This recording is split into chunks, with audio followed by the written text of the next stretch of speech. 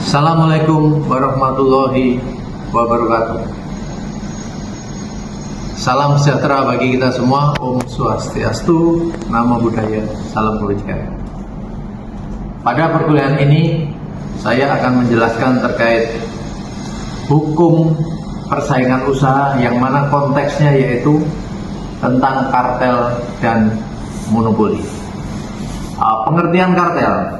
Kartel adalah bentuk kerjasama antara beberapa perusahaan yang seharusnya bersaing, tetapi mereka bersepakat untuk mengendalikan harga, kuantitas produksi, dan wilayah pemasaran, sehingga guna memperoleh keuntungan bersama-sama.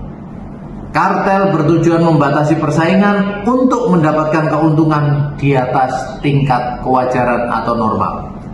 Menurut Black Law Dictionary, kartel adalah kombinasi produsen yang bergabung untuk mengendalikan harga dan produksi sehingga membatasi persaingan dalam industri tertentu. Kartel dapat berupa perjanjian eksplisit maupun kolusi yang lebih bersifat tersembunyi sehingga sulit untuk dideteksi oleh otoritas pengawasan. Praktek-prakteknya yaitu berbentuk perjanjian antar pelaku usaha, yaitu adanya kesepakatan formal dan informal bagi pelaku usaha.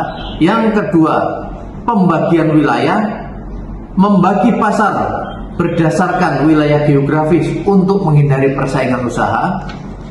Berikutnya adalah pengaturan harga, menetapkan harga jual produk secara kolektif di atas harga yang bersifat kompetitif. Dan terakhir adalah pembatasan produksi yang mengatur jumlah produksi untuk menciptakan kelangkaan buatan. Pengertian dari monopoli. Monopoli adalah kondisi pasar di mana ada salah satu pelaku usaha yang menguasai seluruh pasar tanpa persaingan atau pesaing.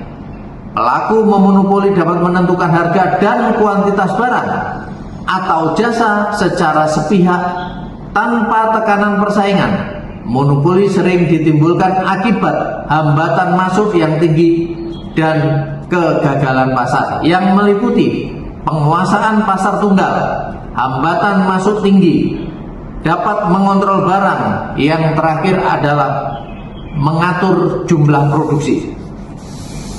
Dampak kartel terhadap persaingan usaha. Yang pertama yaitu kenaikan harga yang tidak wajar. Kartel menyebabkan harga barang dan jasa menjadi lebih tinggi daripada harga kompetitif pasar. Efisiensi ekonomi menurun, dapat mengurangi persaingan. Anggota kartel tidak memiliki insentif yang bersifat inovasi dan meningkatkan kualitas produksi maupun layanan. Berikutnya adalah terbatasnya pilihan produk. Dengan mengendalikan produksi dan pemasaran, kartel mengurangi variasi produksi yang tersedia di pasar. Yang keempat, hambatan masuk bagi pelaku baru. Kartel menciptakan hambatan bagi pelaku usaha baru. Dengan demikian, kartel dapat menguasai pasar dan bisa mengontrol pasar. Dampak monopoli dari persaingan usaha terhadap persaingan usaha yaitu 35% kenaikan harga lebih tinggi, 60% penurunan output, 40% kesejahteraan hilang, 75% yaitu inovasi yang terhambat. Regulasi kartel dan monopoli di Indonesia yaitu adanya Undang-Undang Nomor 5 Tahun 1999 tentang larangan praktek monopoli dan persaingan usaha yang tidak sehat, yang menjadi payung hukum utama dalam mengatur persaingan usaha di Indonesia. Tepatnya ada pasal 11 kartel, yaitu secara khusus melarang pelaku usaha membuat perjanjian. Dengan perjanjiannya itu mempengaruhi harga pasar. KPPU, Komisi Pengawasan Persaingan Usaha, juga berwenang mengawasi, menyelidiki, investigasi maupun menindak praktek kartel maupun monopoli di Indonesia. Sanksi bagi pelanggar dapat dikenakan sanksi administratif, dapat berupa denda, hambatan, atau pembatalan perjanjian yang melanggar, sanksi pidana maupun dalam hal-hal hukum tertentu. Peran KPPU dalam menegakkan hukum yaitu lebih bersifat pengawasan, yaitu memantau kegiatan usaha dan struktur advokasi dengan memberikan edukasi kepada pemerintah dan pelaku usaha, penyelidikan, menginvestasi berdasarkan laporan atau inisiatif sendiri terhadap adanya dugaan penegakan hukum, yaitu mengadili dan menjatuhkan sanksi administratif terhadap pelaku usaha yang terbukti melanggar. Adanya studi kasus minyak goreng di Indonesia, dengan adanya studi kasus tersebut, masyarakat mengalami kerugian hingga mencapai 3,38 triliun rupiah. Studi kasus kartel minyak goreng di Indonesia, latar belakang kasus yaitu terjadi pada tahun 2021 dan 2000 hingga 2022. Masyarakat Indonesia mengalami kelangkaan dan kenaikan harga minyak goreng secara drastis, meski bahan baku kelapa sawit atau CPO tersedia. Harga minyak goreng di pasaran tetap serempak dan naik secara signifikan.